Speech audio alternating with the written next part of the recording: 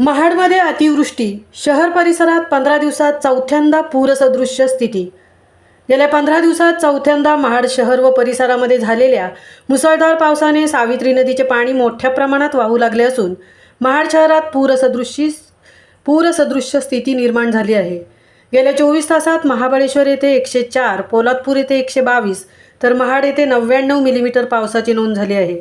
रायगड, वाळण, वरंद या शेजारील भागांमध्ये अतिवृष्टी झाली आहे।